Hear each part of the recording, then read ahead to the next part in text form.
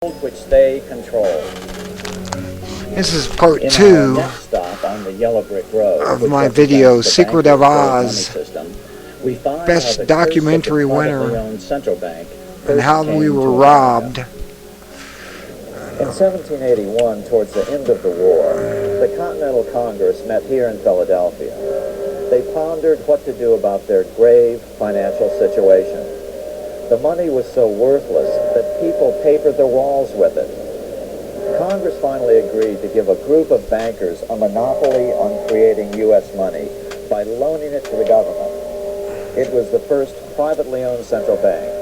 The plan, of course, was modeled on the Bank of England.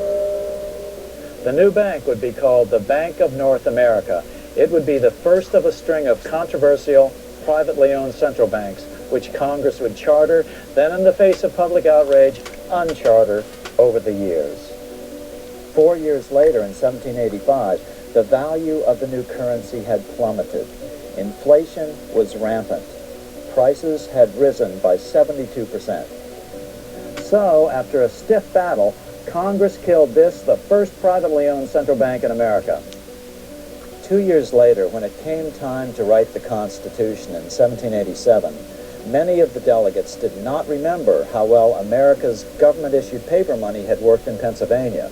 They were still stung by the inflation of the Bank of North America and the hyperinflation during the Revolution, primarily caused by British counterfeiting. Strangely, the Constitution allows the federal government to borrow money, but is silent on the federal role in printing paper money, known in the language of the day as emitting bills of credit. See, they were allowed to borrow money, I guess what we're doing for China, but do they just deal in American currency? I mean, it's not really coin. Everything should be coin. I don't care if it's made out of aluminum foil. If it's coin, it's coin. Paper is paper. Paper burns. Most coins will not burn. I don't know.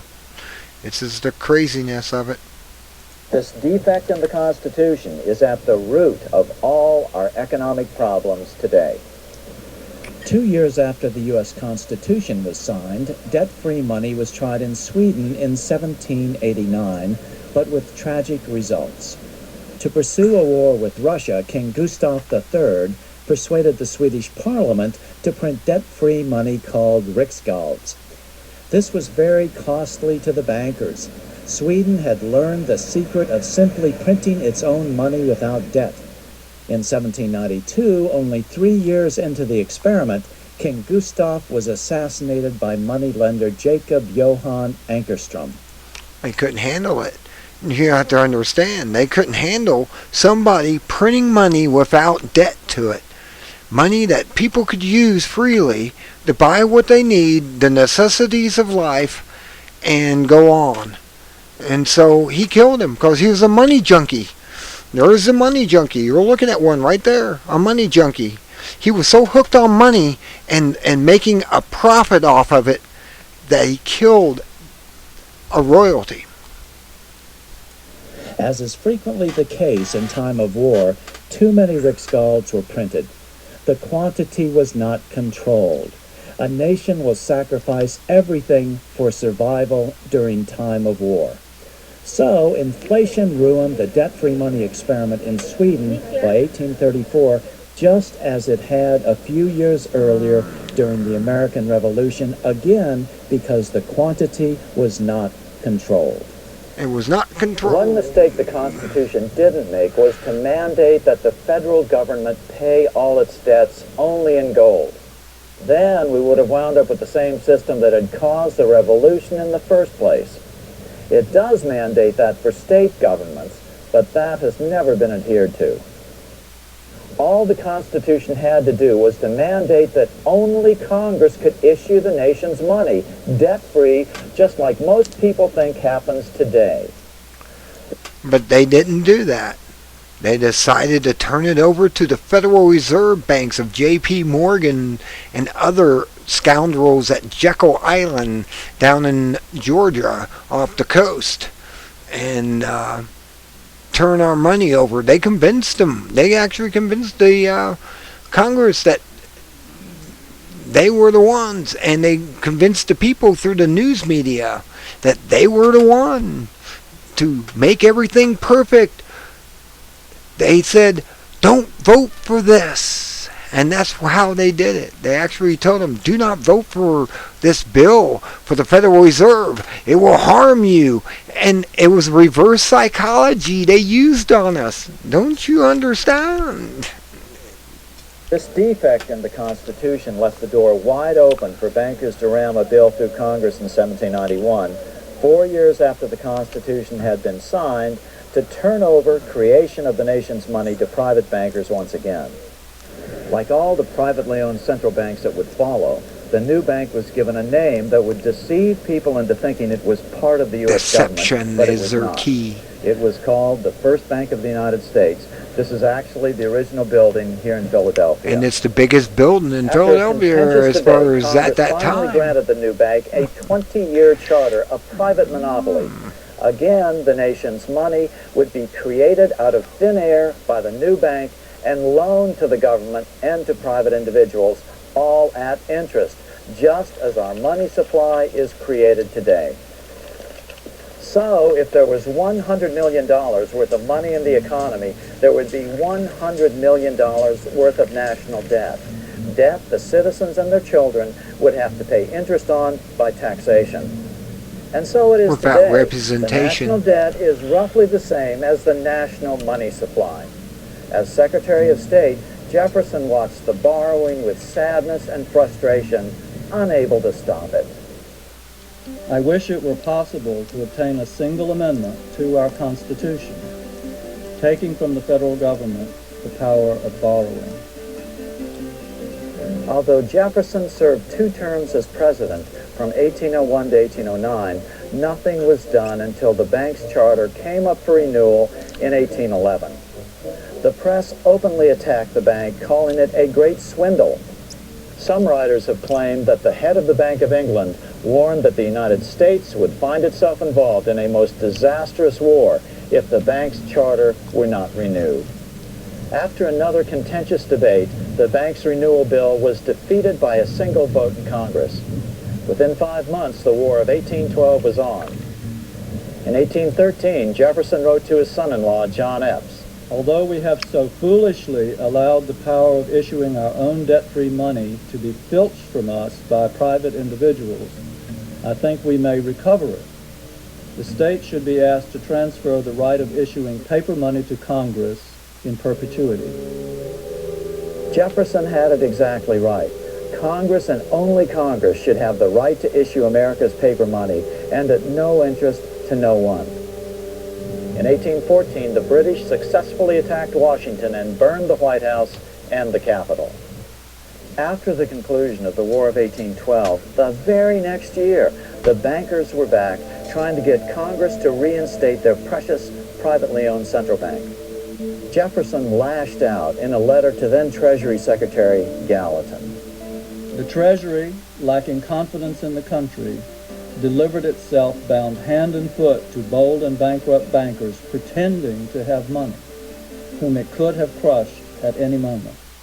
But despite Jefferson's protests, in 1816, Congress passed a bill giving another 20-year charter to a new privately owned central bank, the second bank of the United States. Fools.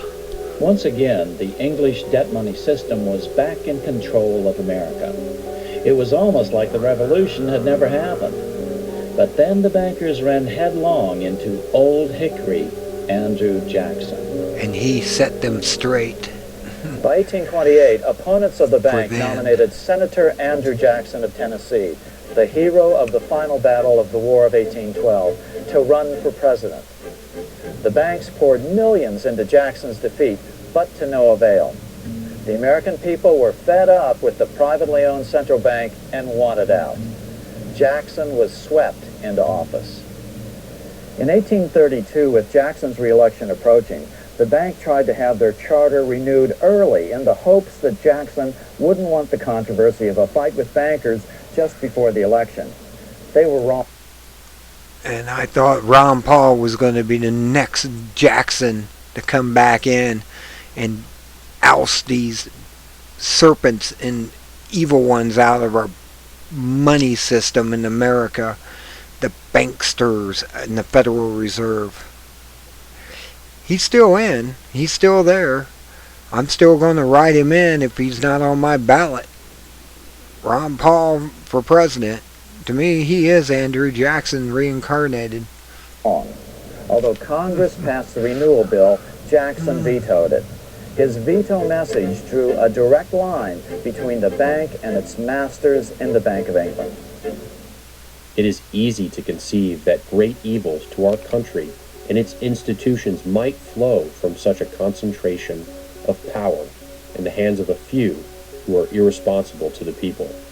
Controlling our currency, receiving our public monies, and holding thousands of our citizens in dependence would be more formidable and dangerous than a military power of the enemy. Nicholas Biddle was head of the Second Bank of the United States. He was brazen with the financial power he wielded over the nation. He even threatened to cause a depression if Jackson's veto were not overturned. Nothing but widespread suffering will produce any effect on Congress. Our only safety is in pursuing a steady course of firm monetary restriction, and I have no doubt that such a course will ultimately lead to restoration of the currency and the recharter of the bank. He was a bankster, of course. And guess what he did? Biddle made good on his threat. America was quickly plunged into a deep depression. Property was foreclosed on for pennies on the dollar. Jackson responded forcefully. You are a den of vipers. I intend to rout you out, and by the eternal God, I will rout you out. Eventually, the nation's newspapers sided with Jackson, and the bank was not rechartered. Jackson then set about paying off the national debt, a debt caused by the government borrowing the nation's money supply into existence. Jackson was the only president who ever paid off the national debt. A few weeks later, an assassin tried to shoot President Jackson. He stuck 2 pistols in the stomach, but both misfired. Jackson solemnly warned the nation about any future attempts to establish another privately owned central bank. Talk about about God protected. Man. 2 pistols, both misfired. Man. That would have been the end of him. But yet, apparently, he was right and was on track. The bold effort the present bank had made to control the government, the distress it had wantonly produced, are but premonitions of the fate that awaits the American people should they be deluded into a perpetuation of this institution or the establishment of another like it. That was his warning. Went through essentially a multi-year war trying to get rid of the Second Bank of the United States. He ultimately won that war. He believed that the bankers of the time were extremely destructive to the commonwealth of the United States, and that their policies were essentially to cause inflation in various asset classes and then cause deflation and wipe out everybody who was in debt. It's a pattern that is repeated throughout history. If you control the quantity of the money, nobody else cares about anything else. You can cause depressions, deflation, inflation anytime you'd like for your own political and monetary benefit. And that if you can give people cheap credit that they cannot afford, human nature is that people will take whatever you give them for free, okay? Whether it ultimately destroys them or not. And so you can create these boom and bust cycles that ultimately asset strip the wealth of average people. Jackson got us out of debt, but 25 years later, Abraham Lincoln would do even more, return to government-issued, debt-free money. He called them greenbacks, the inspiration for the Emerald City of Oz. The bankers were still angry about Jackson killing the Second Bank of the United States 25 years earlier. Since then, America's economy had boomed, a bad example for the rest of the world. America had to be stopped, so they devised a plan to split the rich new nation, divide and conquer by war. President Jackson saw this coming as well. In his farewell address back on March 4th, 1837, he warned the nation. Have designs already been formed to sever the Union? This great and glorious republic would soon be broken into a multitude of petty states, without commerce, without credit, loaded with taxes to pay armies, trampled upon by the nations of Europe. The bankers figured that no matter what the outcome, a war between North and South would leave America so financially strapped that the entire Western Hemisphere would once again be opened to colonization. Standing directly in the way was the newly elected President Abraham Lincoln. Lincoln evaded assassins in Baltimore in February of 1861 on his way to his inauguration in Washington on March 4th. The very next month, the first shots were fired at Fort Sumter, South Carolina, after 7 southern states seceded from the Union. Soon thereafter, France invaded Mexico and stationed troops along the southern border of the U.S. Great Britain moved 11,000 troops into Canada and positioned them along America's northern border. The two longtime European enemies were ready to fight over the scraps that their central bankers were about to make of the American experiment in freedom. What's weird about this whole Civil War was that it was really over cotton being sold to England directly from the South, and not going through the textiles of the North, the industrial nation of the North. And this is what really was the war about. Slavery was a secondary term or problem, and well, as you see, that went away too.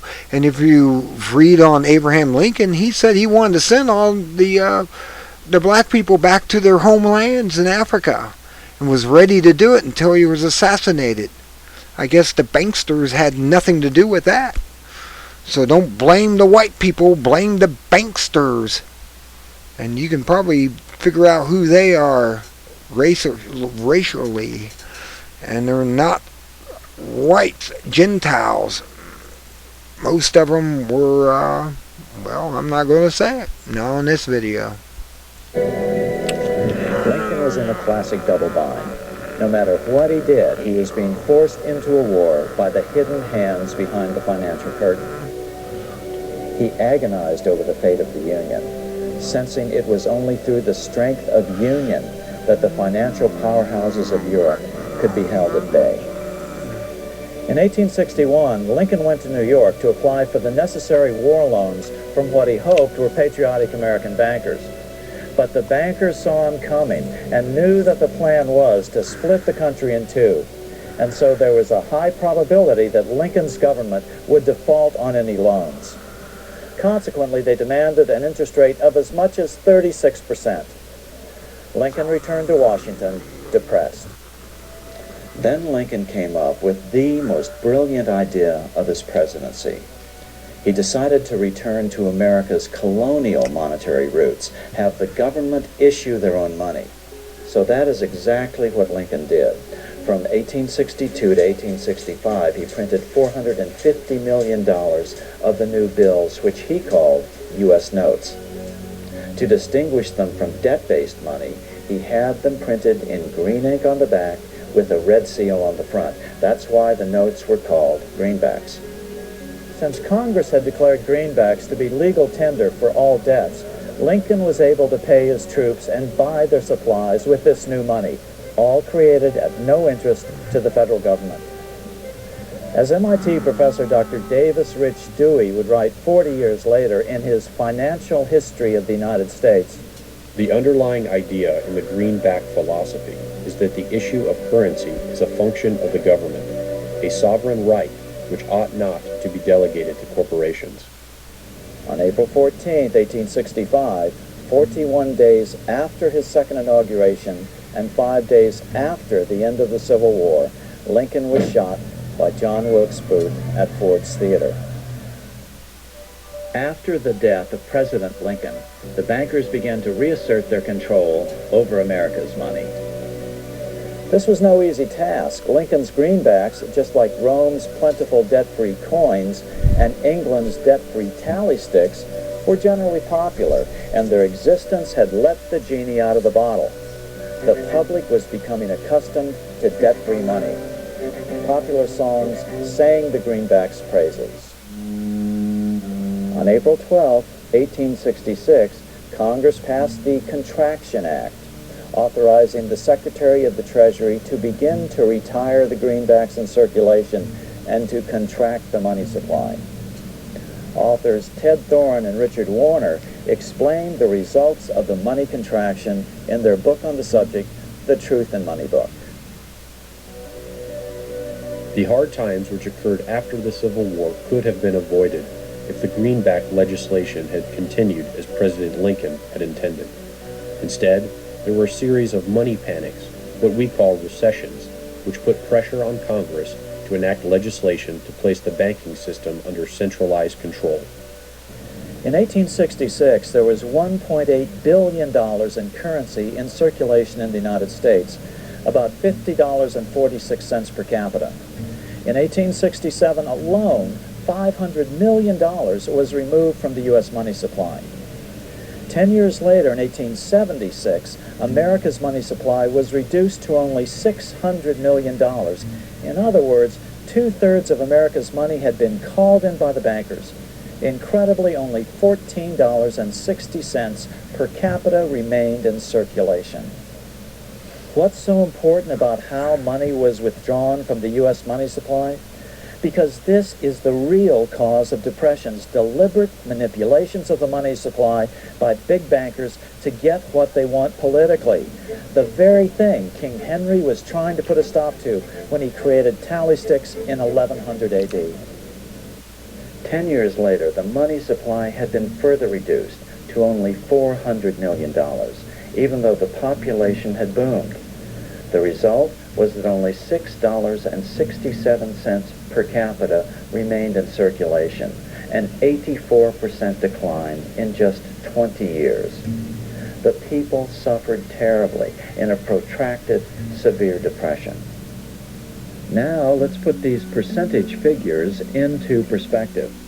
On January 28, 2009, the world's business and government leaders met in Davos, Switzerland at the annual World Economic Forum, which they optimistically titled Shaping the Post-Crisis World, as though someone had already fixed the problem.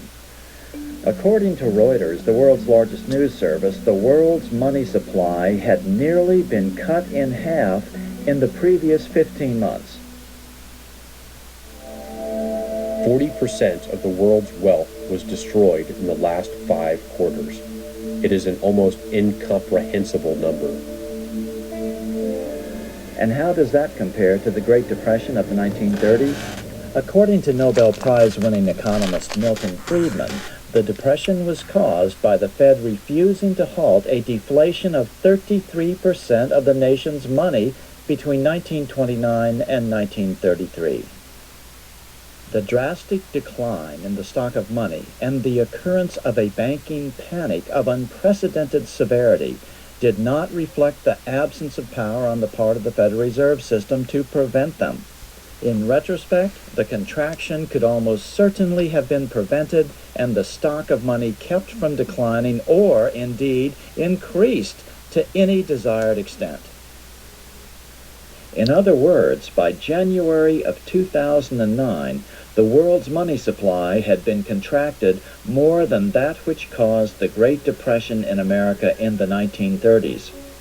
Some believe the economic crisis that began in 2008 is still being completely manipulated by the big banks, but it is more likely that their debt money system has finally spiraled out of even their control.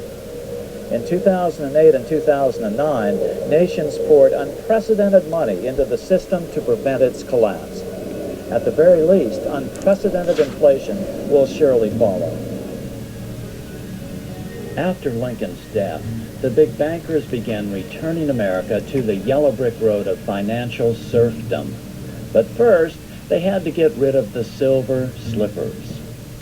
That's right. They had to get rid of the silver coins that were out there, because the silver coins went directly against their paper, which was worthless. this fiat paper with a number on it. The coins actually have weight and value to them. Let's continue. The bankers were not done bringing post-Civil War America to its knees. They wanted to take all silver money out of the system, make only gold be money. The Bank of England wanted America's money in their control, and what better way to achieve that than mandating a gold-only money system? The next year... And that's what they did. They took the silver out of the silver coins. In 1964 is the last time you'll find a silver coin that has silver in it. After that, it's copper with, I'm not sure what's coating it. It's not silver. I think it's steel. But the coins that we have today are not silver. So they've basically devalued our real currency of coin, which was the only thing supporting the money that was out there. I'm telling you, Max Kaiser had the answer when he said, let's have a floating silver coin that floats with the money. If they print more money, the more expensive the coin is for silver. And it will be like, a $50, a silver dollar, carried in your pocket. If you're conservative, you can buy that and have that money, and your money's safe. Because if they print tons of paper, it doesn't matter what the paper is, the coin will always follow up in value. You'll still be able to get the same amount of paper for that coin, no matter how many pieces of paper they make for it. You just gotta see Max Kaiser. If I can find the actual link to that, I will put that at the bottom of the video here and let you actually see this 26-minute video. I believe it's only 26 minutes of these people, Max Kaiser and others, talking about how to save the economy of the world through a floating coin. And it floats on their paper. I mean, the banksters want to print up 1 billion pieces of paper for a single coin. That's okay. That single coin's still going to be equal to that 1 billion pieces of paper. And you won't need that 1 billion pieces of coin or paper to go and spend that coin. That coin will be worth that paper. Instead of a wheelbarrow of money that they had in Germany, at the end of Germany in 33, 34, they were wheelbarrowing their money. I mean, it got to a point where they could wallpaper their houses with it.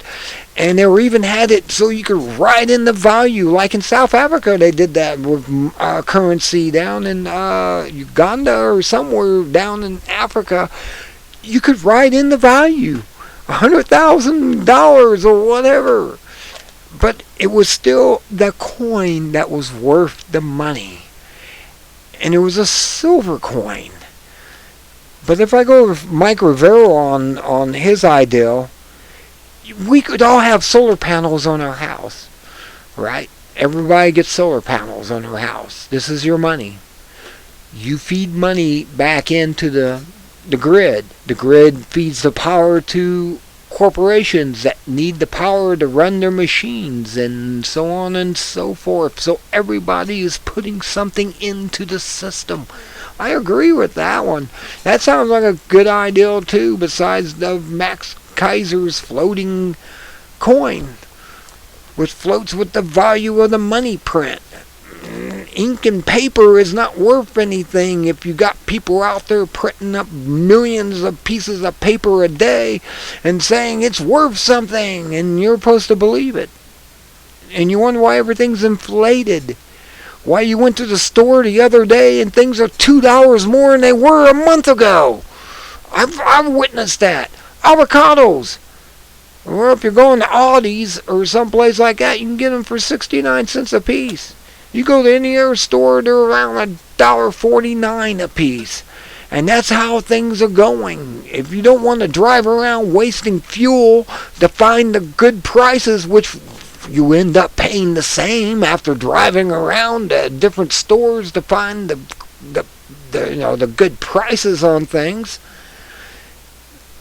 you'll go with the floating coin idea, and everybody will start collecting the floating coin because that will control the banksters from printing their money. Because if people have the floating coin, their money printing doesn't make them rich anymore. Ooh, I love Max Kaiser and some points of that nature. Let's continue here. Congress passed the Coinage Act of 1873, and the minting of silver dollars abruptly stopped. Newspapers derided the act as the crime of 73. Because Everybody paper knew was about it. worth The more. average American hated I it. don't know how. Demonetizing silver made money even more scarce. It put the bankers, who were the primary holders of gold, in even greater control of America. It's been a puzzle to a lot See, of economic he's trying to say that putting obsession. he's trying to say that putting bankers in control, who is in control of the gold, which is even more scarce. There's lots of silver out there. I'm telling you, there's lots of silver. There's probably as much silver out there as there is nickel, and there's lots of nickel out there. They use that in everything too.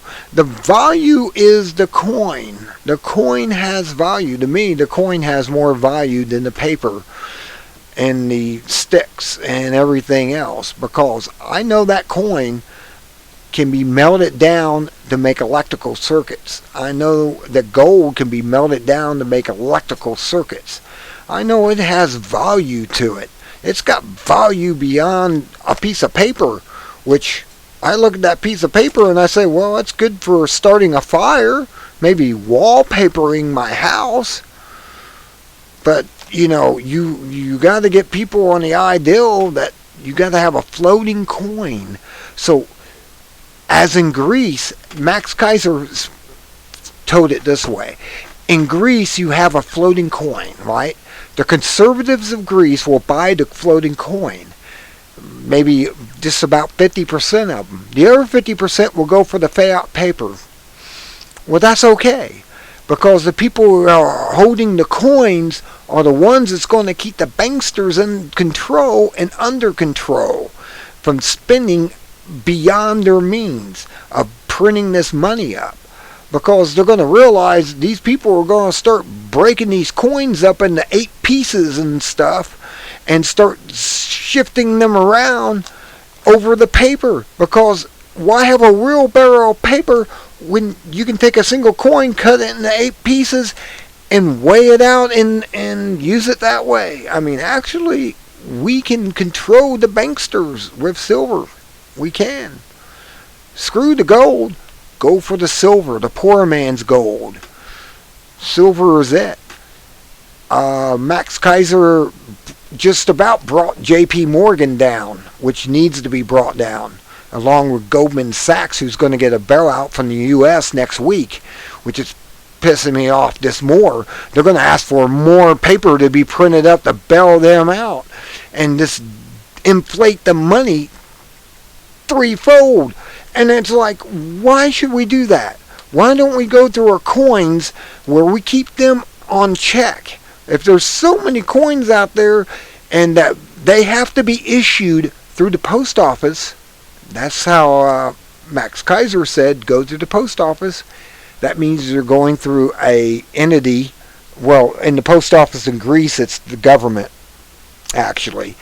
So if you go directly to the government and purchase the silver, the banksters at the Federal Reserve can't have the money.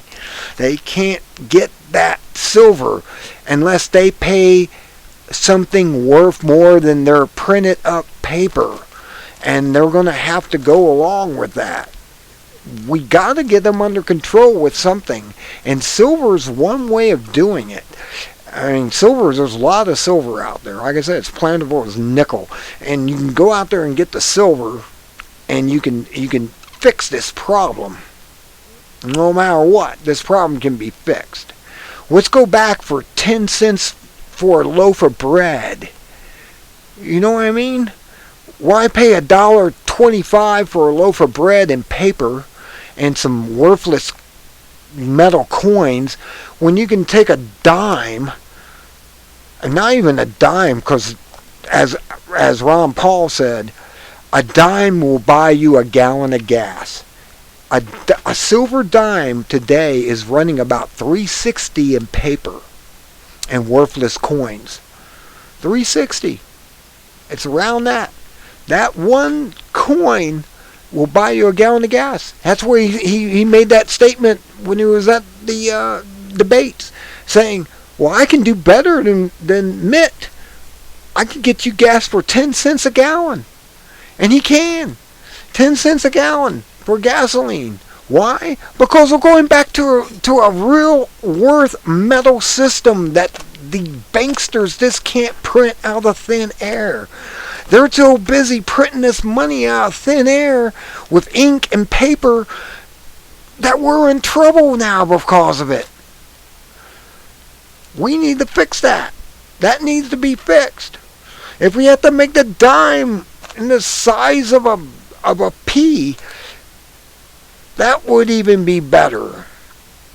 But I'm telling you, I can take a silver dime I have, go to a coin shop because banksters won't take it, get the $3.60 for that dime, and go buy a gallon of gas with it. But one little dime. I get 3 pieces of paper and 2 metal coins with a dime-size metal coin that has just copper in it. I mean, this is the truth behind this. I mean, if you really want to look at the truth and the logic behind what is real money, that is real money.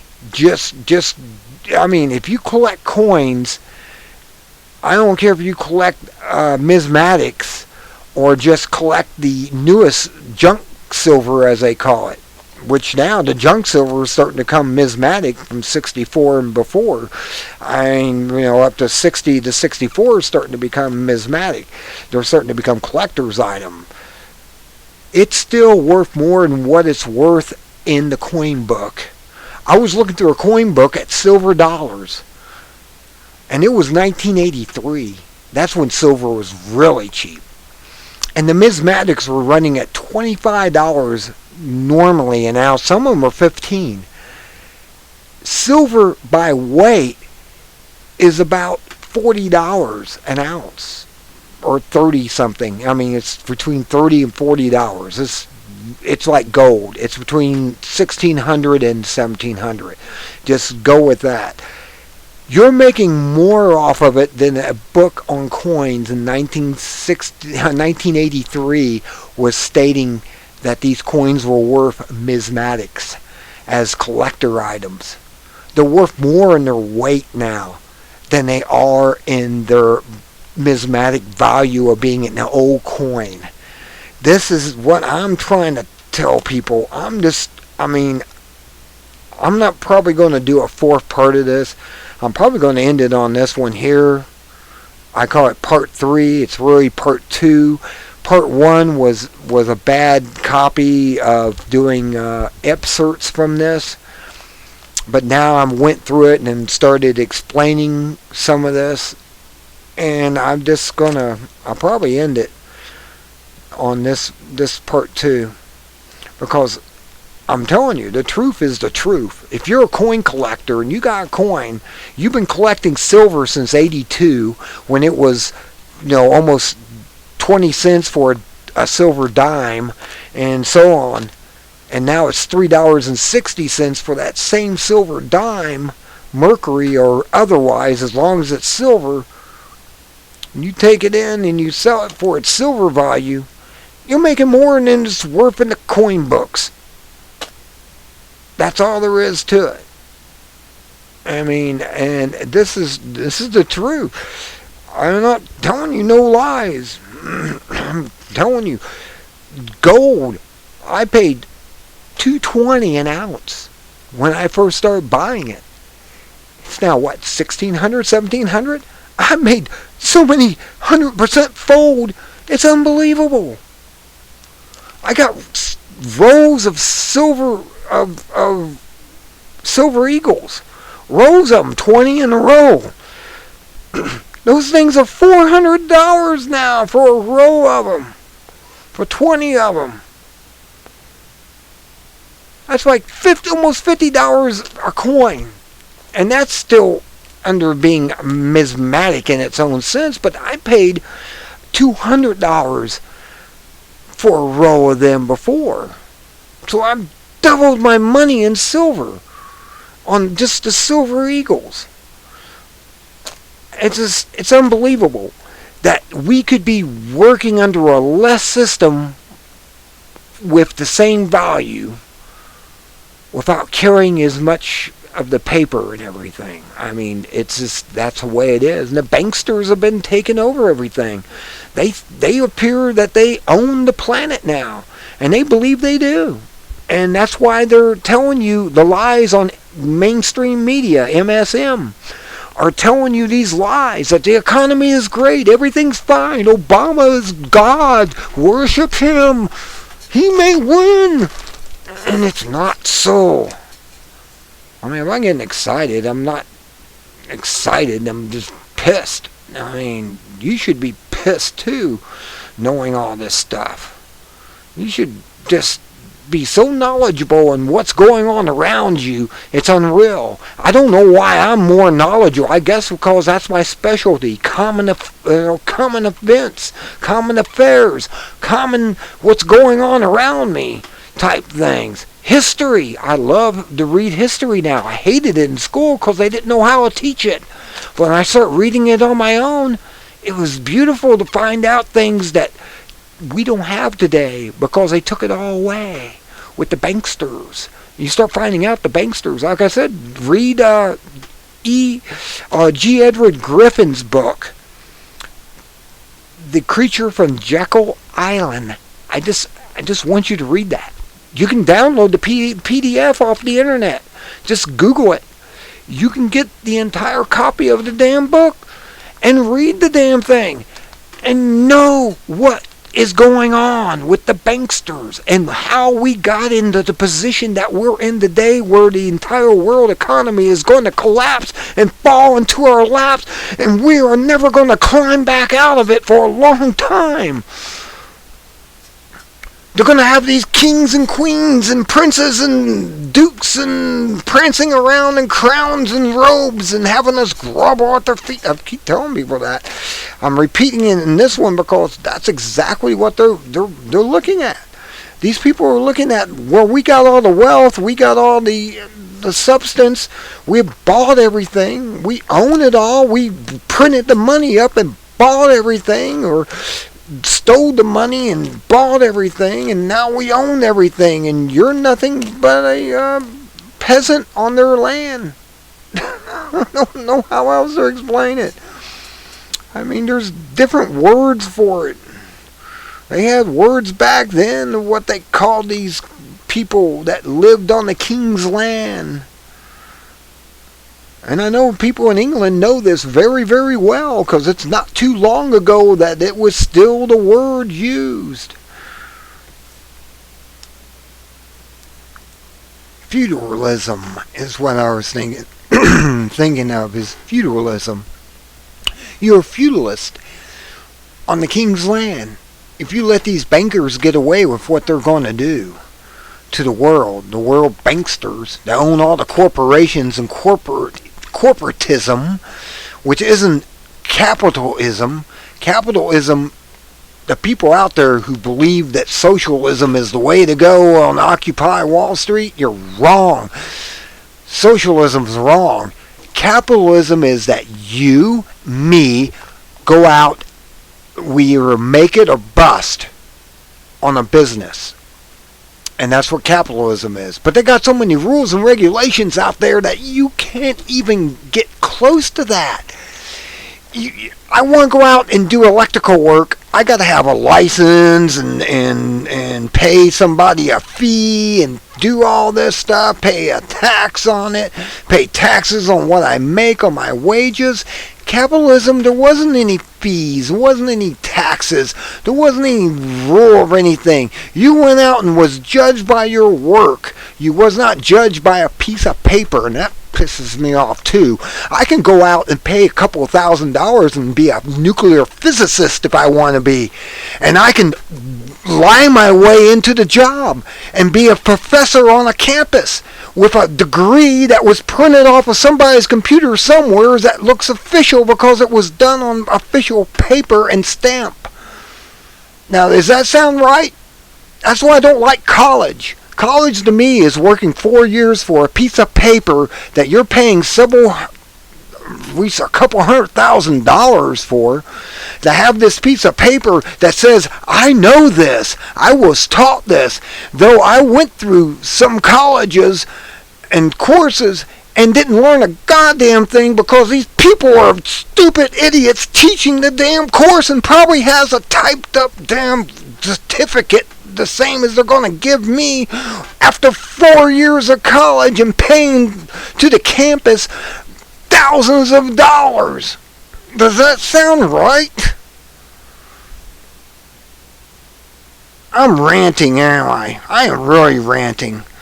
I'm ranting because this brings up all this. It brings up everything that I know about these subjects and what I've experienced in my lifetime. I'll tell you my age. I'm 52. I'm 52 and look like I'm 38. You know why I look like I'm 38 at 52? Because I took vitamins and didn't go to doctors and people with white coats and stethoscopes and people with suits and ties. That's why I know what I know. Because I went out like Abe Lincoln and learned everything on my own. I didn't need them to teach me anything. The books are out there. All you have to do is pick one up and read it. Download it today on PDF. Go to these places. Go to all these places out there that teach you this stuff. I mean, I don't know if I can... I'm really... Keeping the amount of currency so strictly limited, it didn't seem to comport with the expanding economy of the time. You have this rapidly expanding economy. You have immigration that imparts fueling it. You have westward expansion. You have new industries, new technologies, and yet you have a restricted money supply, which makes it increasingly difficult for people to engage in consumption and purchases and other types of economic activity. By 1873, I can't really go on with his video. I'm too upset right now with ranting, and I'm only ranting because I've experienced it. I've been there, done that, seen it. And I'm trying to tell the younger generation now, dudes, you're going to go to college. All you're doing is giving the college money for an education that will do you no good once you get out. Just do a Google on how many people have a job actually in this country that are college graduates, and you'll find the answer. Depending on the subject, depending if what you were specialized in. I mean, if you go to something like MIT, yeah, maybe in MIT, some technical college, you'll find something that will give you an education that you can actually use today. As soon as you get out, you'll have knowledge in it. You go to a normal college, say, California State University, Ohio State University, Penn State, they ain't going to teach you crap. They're going to take your money, give you a degree after 4 years if you have decent grades on their crap they're teaching, and then you might get a job at McDonald's. This is what I'm trying to say. I went into electrical, not quite engineering, but close enough. And if I went and paid the money for a piece of paper, I could probably get a job as an electrical engineer, no problem, because I know enough about electrical systems that I could probably bullshit my way into it. That's what we're at right now. There was a guy in California who was some type of environmental, I don't have the article in front of me, so I can't think of his name, but he just got busted for having a fake diploma, saying that he was some expert in climate and control and climate and weather and all that. And it turns out that he didn't know a goddamn thing. He was just working with the socialist Greenpeacers and not the real Greenpeacers, the ones that actually make this stuff up and pass it off as like the ICC and IPCC and the rest of them out there that are making this stuff up and trying to convince you it exists. And that's probably what they're teaching you when you're in college, to believe their lies. So you give them a carbon tax and put money from your pocket into theirs, even though you owe thousands of dollars for your education. This makes me mad. I'm gonna shut this one off too. I'm gonna stop here. If I pick it up, I'll leave a note where I left off on the video. I'm gonna put what I call part 2 and 3 up. You have to look for part 1. It was only 15 minutes long or so and didn't have very much in it. It was just excerpts from this video of this Secret of Oz.